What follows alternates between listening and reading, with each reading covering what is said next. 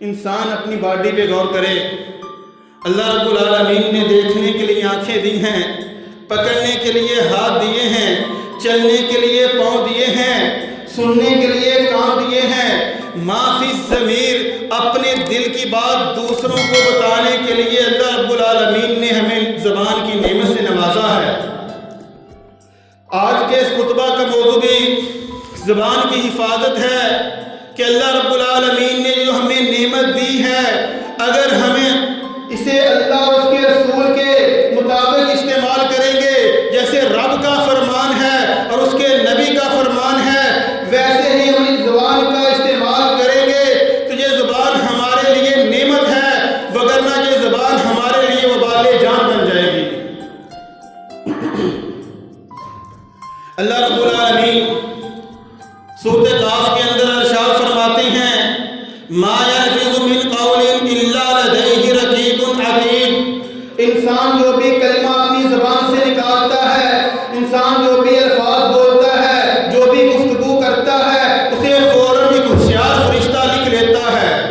اس لیے تو پیارے نبی محمد رسول اللہ صلی اللہ علیہ وسلم نے ارشاد فرمایا من کان یؤمن باللہ والیوم الآخر فلیقل خیرا او لیصمت. تم میں جو بھی اللہ اور آخرت کے دن پہ یقین رکھتا ہے، جو بھی مسلمان ہے، جو بھی مومن ہے، اسے چاہیے کہ فلیقل خیرا او لیصمت. جب بھی بات کرے خیر والی بات کرے، اچھائی والی بات کرے، او لیصمت، وگرنہ وہ خاموش ہو جائے، بات ہی نہ کرے.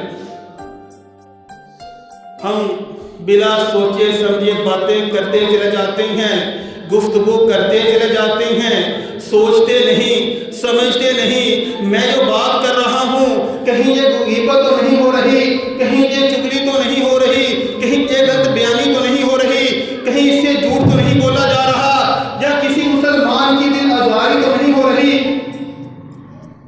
کیونکہ ہم کلام کرتے ہیں، اردو کے اندر بات چیت کو، گفتگو کو کلام کہا جاتا ہے، اور کلام کا معنی ہی زخمی کرنا ہے. اور عربی کا شاعر کہتا ہے کہ جو نیزوں کے زخم ہوتے ہیں، تیروں کے زخم ہوتے ہیں، تلواروں کے زخم ہوتے ہیں، وہ تو ختم ہو جاتے ہیں، مگر زبان کا زخم ایسا زخم ہوتا ہے جو کبھی ختم نہیں ہوتا.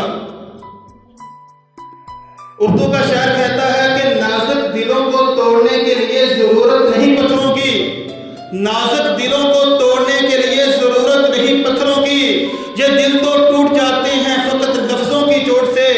تو محترم بھائیو، ہم بلا سوچے سمجھے بات کرتے چلے جاتے ہیں، یہ نہیں سوچتے اس کا نقصان کتنا ہے، اس کا فائدہ کتنا ہے، کس کو اس کی دل آزاری ہو رہی ہے.